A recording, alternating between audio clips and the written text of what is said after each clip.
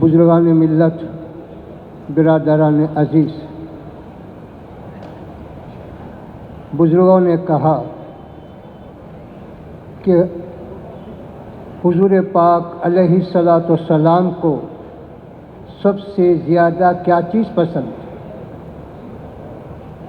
تو کہا کہ حضور پاک علیہ الصلاۃ والسلام کو سب سے زیادہ خدا کا ذکر پسند ہے۔ پھر اس کے بعد کہا کہ اللہ سبحانہ و تعالیٰ کو کیا چیز زیادہ پسند ہے؟ تو کہا کہ اللہ کو اپنے حبیب پاک علیہ الصلاۃ والسلام کا ذکر سب سے زیادہ پسند ہے۔ اللہ کو آپ کا ذکر اور آپ کو اللہ کا ذکر سب سے زیادہ پسند ہے۔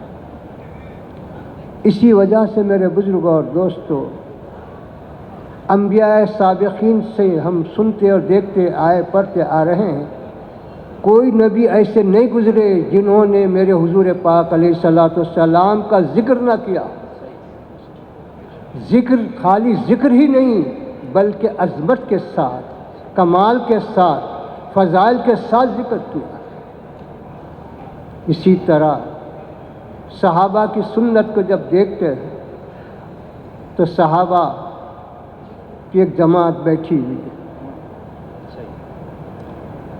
کوئی کہہ رہے ہیں کہ حضرت آدم صفی اللہ، کوئی کہہ رہے ہیں کہ حضرت نوح نجی اللہ، کوئی کہہ رہے ہیں کہ حضرت ابراہیم خلیل اللہ، کوئی کہہ رہے ہیں کہ حضرت موسیٰ کلیم اللہ ہے، کوئی کہہ رہے ہیں کہ حضرت عیسیٰ روح اللہ۔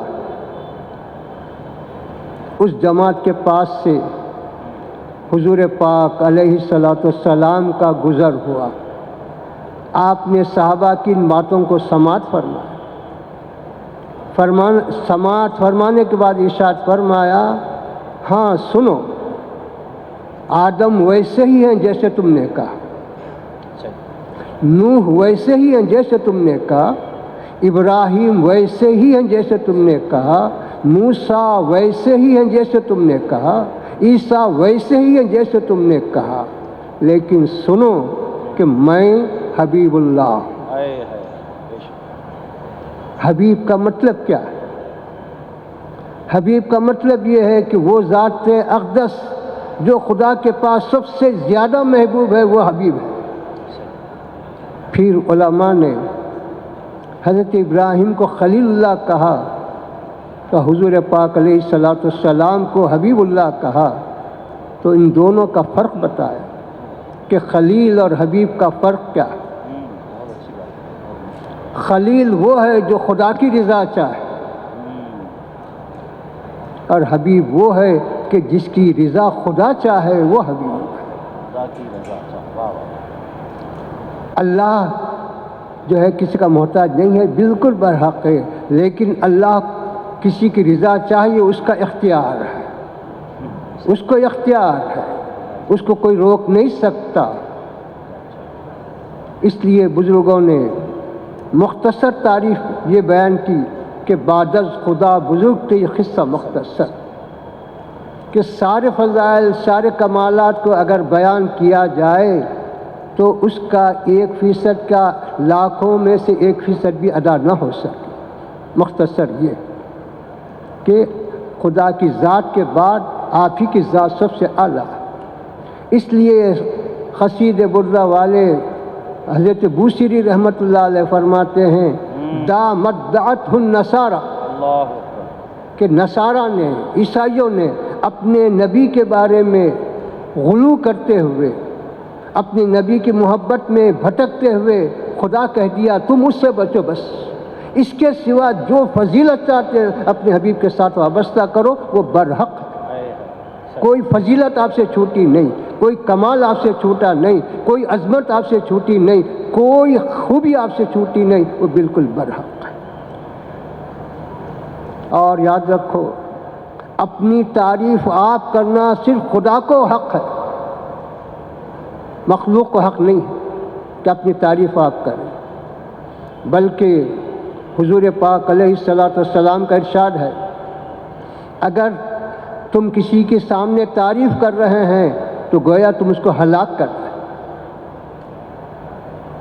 لیکن پھر ارشاد ہے کہ اگر مخلوق میں کسی کو اپنی تعریف کا حق ہے تو وہ حضور پاک علیہ الصلوۃ والسلام کی ذات اقدس ہے، آپ کے سوا کسی اور کو حق نہیں. چنانچہ آپ دیکھتے ہیں کہ مسجد نبوی میں منبر شریف اور تخت بچھایا جاتا اور حضرت حسان سے کہا جاتا کہ تم نعت کہتے رہو، جبریل امین تمہاری مدد کریں گے. حضور علیہ الصلوۃ والسلام خود تشریف فرما ہے، صحابہ موجود ہیں. تو یہ منظر کسی اور نبی کے پاس نظر نہیں آئے گا، کسی کو اس کا حق نہیں دیا گا، صرف اللہ کے حبیب پاک علیہ الصلوۃ والسلام کے سوا کسی کو اس کا حق اور اختیار نہیں. اسی طرح میرے بزرگ اور دوستوں، جیسا کہ کہا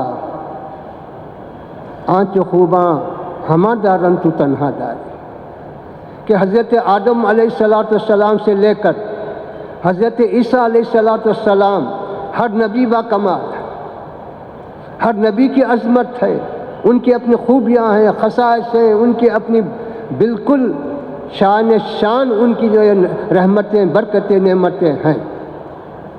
لیکن شاعر کہتا ہے وہ سب مل کر ان نعمتوں میں مشترک ہیں اور آپ کی ذات ان سب سے ممتاز اکیلی تنہا ذات ہے، کہ آپ یہ ساری خوبیاں، یہ سارے کمالات، یہ ساری عظمتیں، یہ ساری فضیلتیں آپ اپنی ذات واحدہ میں منفرد طور پر رکھتے ہیں. وہ سب میں تقسیم تھا، آپ کی ذات میں تنہا وہ ساری چیزیں موجود ہیں.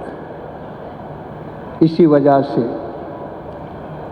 واقعہ میں روایتوں میں آتا ہے کہ ایک مرتبہ حضرت عمر رضی اللہ تعالی عنہ توریت کی تلاوت کر رہے حضور پاک علیہ الصلوۃ والسلام کے سامنے. حضور پاک علیہ الصلوۃ والسلام کا چہرہ متغیر ہو رہا، وہ نہیں دیکھ رہے، نیچے دیکھ کے پڑھتے جا رہے. حضرت ابوبکر دوسرے صحابہ نے ٹوکا، اے عمر کیا نہیں دیکھتے کہ حضور پاک علیہ الصلوۃ والسلام کا چہرہ متغیر ہو رہا؟ تو حضرت عمر نے کہا میں توریت خدا کا کلام پڑھ رہا ہوں.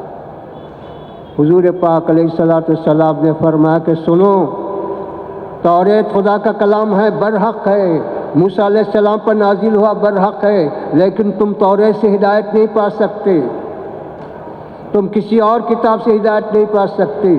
میری موجودگی میں کسی کا کوئی شریعت کا داخل نہیں ہو سکتا، میری موجودگی میں کسی اور کی رسالت نہیں چل سکتی، میری موجودگی میں کسی اور نبی کی نبوت نہیں چل سکتی، میری موجودگی میں میری شریعت کے سوا کسی اور کی شریعت نہیں چل سکتی. اگر آج موسیٰ بھی زندہ ہوتے تو ان کو میری اتباع کے سوا کوئی چارہ کار نہ تھا. تو یہ عظمت کا بیان کرتا. تو میرے بزرگوں اور دوستوں، آج ہم اپنی کامیابی کسی اور جگہ تلاش کر رہے ہیں.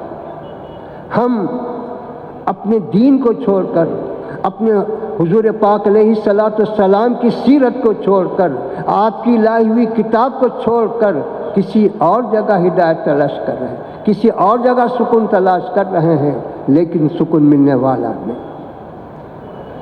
آج حضور پاک علیہ الصلوۃ والسلام نے جتنی پیشن گوئیاں قیامت کے بارے میں فرمائی، کیا کوئی اس میں سے جو ظاہر ہو چکی ہیں کیا کوئی انکار کر سکتا ہے؟ آج سے 1400 سال پہلے آپ نے پیشن گوئی فرمائی کہ قیامت کے قریب اسرائیل کی حکومت قائم ہوگی. قائم ہوئی یا نہیں؟ مانتے یا نہیں مانتے؟ آپ نے پیشن گوئی فرمائی کہ قیامت کے قریب حرمین شریفین ہرے بھرے ہو جائے. کیا آج نہیں دیکھ رہے ہیں کہ ہرے بھرے نہیں؟ کیا آپ نے یہ نہیں فرمایا کہ قیامت کے قریب وہ لوگ جو بغیر چپل کے پھرتے تھے، جن کی دنیا میں کوئی اہمیت نہ تھی، لیکن قیامت کے قریب بڑی بڑی بنیادی عمارتیں بنائیں، اونچے اونچے بنگلے بنائیں، کیا کوئی اس کا انکار کر سکتا ہے؟ کیا اس کے کوئی انحراف کر سکتا ہے؟ چیلنج ہے ساری دنیا کو، کہ حضور پاک علیہ الصلوۃ والسلام کے جتنے بھی ارشادات ہیں اس میں سے کسی ایک کو تم غلط ثابت کر کے بتا دو، پورے نہیں، پورا قرآن نہیں، پورے احادیث نہیں، کسی ایک کو، صرف ایک ہی آیت۔ قرآن تو چیلنج کر رہا ہے، لیکن ایمان کس کو کہتے ہیں؟ ایمان یہودیوں کی طرح نہیں، ایمان عیسائیوں کی طرح نہیں، پھر ایمان کیا ہے؟ ایمان یہ ہے کہ بس حضور پاک علیہ الصلوۃ والسلام نے جو فرمایا وہی حق ہے، اس کے سوا کوئی حق نہیں ہو سکتا۔ اس کو جاننا اور ماننا یہ ایمان، نبی ماننا یا ایک فلسفے کے طور پہ جاننا یہ ایمان نہیں ہے۔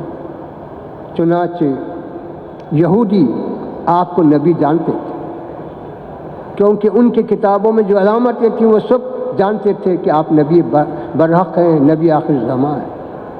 اسی وجہ سے آ کے آپ کے سامنے بیٹھ کے عمدن چھینکتے، تاکہ چھینکنے والا الحمدللہ کہے تو اس کے جواب میں سننے والا یرحمک اللہ کہے۔ ان کو یقین تھا کہ نبی کی زبان سے رحمت کی دعا نکل جائے گی تو یقیناً وہ قبول ہوگی اور ہم کامیاب ہوں۔ تو کیا اس کو ایمان کہا جائے گا؟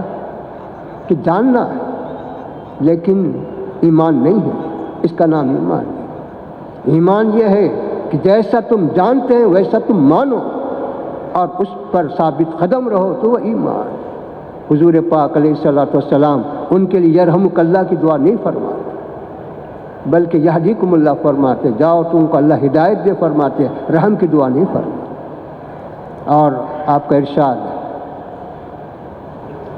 وہ شرارت سے آ کے السلام علیکم کہتے ہیں، یعنی سلام کے بجائے سام، کہ آپ پر موت ہو۔ حضرت عائشہ رضی اللہ تعالیٰ عنہ سنتی ہیں، سن کے کہتے ہیں وعلیکم السلام والموت واللعنہ، اے بدبختو تم پر موت ہو، تم پر لعنت ہو۔ حضور پاک علیہ الصلوۃ والسلام مسکرا کے فرماتے ہیں، اے عائشہ نرمی اختیار کر، سختی سے ہم کو کیا تعلق؟ اللہ ہر چیز میں نرمی کو پسند فرماتا ہے۔ تم نے تو حضرت عائشہ کہتے ہیں کیا آپ نے نہیں سنا کہ وہ کیا بدبخت کیا کہہ رہے تھے؟ تو آپ فرماتے ہیں عائشہ کیا تم نے نہیں سنا میں کیا کہا؟ میں نے کہا وعلیکم، جو چیز تم مجھ پہ کہہ رہے ہو وہ تم پر۔ اور یاد رکھو کہ ہماری بددعا ان کے حق میں قبول ہوتی ہے اور ان کی بددعا ہمارے حق میں قبول نہیں ہوتی۔ تو یہ ہے۔ تو میرے بزرگوں اور دوستو، ایمان دامن رسالت سے وابستگی کا نام ہی ایمان۔ اس سے اگر ہٹے تو پھر وہ کفر ہے، وہ شرک ہے، وہ اور بلا ہے اور بدتر ہے۔ معیار اللہ سبحانہ و تعالیٰ نے اپنے حبیب پاک علیہ الصلوۃ والسلام کو بنایا۔ حضرت صہیب رومی روم کے ہیں لیکن دامت سے وابستہ ہو گئے، صحابی بن گئے، سب سے اعلیٰ بن گئے۔ بلال حبشی ہیں لیکن وہاں رنگ کا اعتبار نہیں رہا، طبقے کا اعتبار نہیں ہوا، دیدار سے مشرف ہو گئے، سب سے اعلیٰ۔ لیکن تبت یدا کی جو صورت نازل ہوئی ابو لہب پر، خاندان کا ہے، سب کچھ ہے، لیکن دامن رسالت سے دوری اختیار کیا تو خدا نے بددعا دی اور خدا نے اس پر لعنت بھیجی اور اس کے لیے ہلاکت کا پیغام بھیجا۔ تو بتلایا کہ سارا کا سارا دار و مدار میرے حبیب سے وابستگی پر ہے اور یا میرے حبیب سے دوری پر ہے۔ جو وابستہ ہوا خواہ کوئی ہو وہ کامیاب ہے، اور جو انحراف کیا خواہ وہ کوئی ہو وہ دور ہے، جہنم میں ہے۔ تو اس لیے یہ پیغام دیا جاتا ہے کہ تم اپنے آپ کو جب مسلمان کہتے ہیں تو اسلام کا، مسلمان ہونے کا حق بھی ادا کرو۔ اللہ ہم سب کو نیک توفیق عطا فرمائے۔ صلی اللہ تعالی علی خیر خلقہ و نور عرشہ وعلی آلہ الطیبین و اصحابہ الاکرمین اجمعین۔